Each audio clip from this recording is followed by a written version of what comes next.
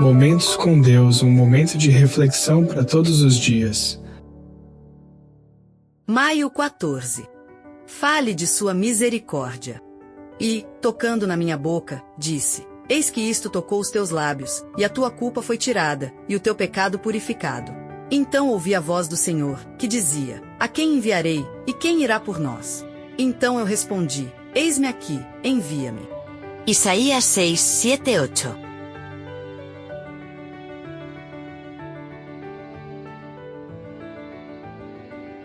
Como a água fresca que entra num poço, mas não sai, como o lavrador que lavra o campo, mas não planta a semente, como o pássaro que se agarra à sua árvore e não quer bater as asas, é aquele cristão que conhece a palavra de Deus, mas se recusa a compartilhá-la. Vá para o seu, disse Jesus ao homem que o livrou dos demônios de Gadara, conte aos seus parentes, diga-lhes as grandes coisas que Deus fez por você, e o homem foi embora, e andei cidades anunciou sua experiência de libertação feita por Jesus. Mas, obviamente, o primeiro requisito para poder contar aos outros é ter tido a experiência da salvação nós mesmos. E essa é a história de todo aquele que trabalha para Cristo.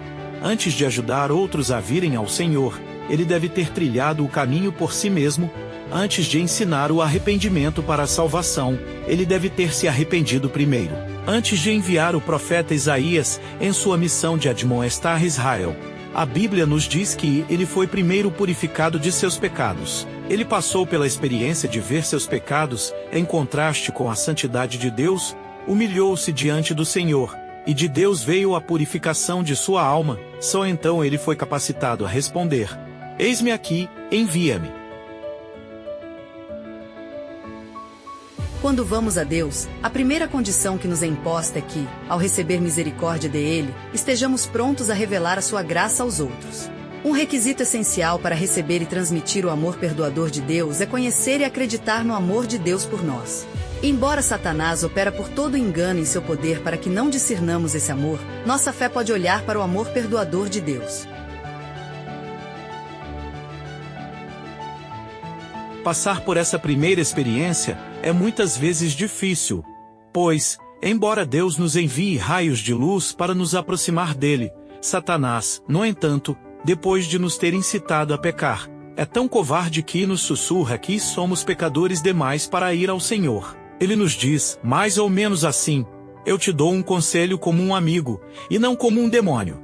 Não vá a Deus, eu o conheço, ele é muito santo, e não tem a cara dura de sair, depois de ter feito o que você fez. Dessa forma, ele tenta nos impedir de participar da experiência de perdão de Deus.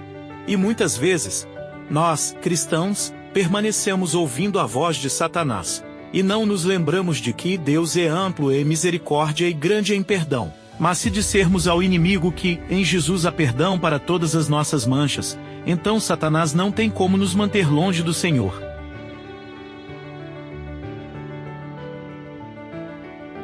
Satanás nos diz que todo esforço é inútil e que não podemos remediar nossos defeitos de caráter.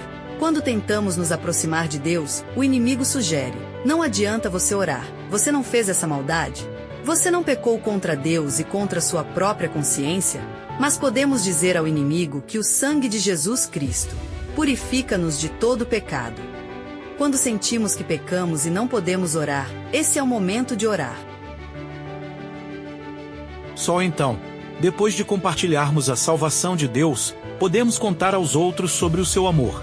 Não devemos ficar com o que sabemos, nem reter o que aprendemos. As misericórdias de Deus devem ser conhecidas por todos.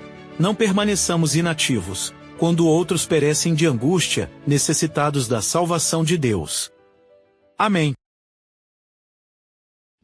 Obrigado por ouvir este áudio. Convidamos você a compartilhar com seus contatos e visitar o site biblewell.com.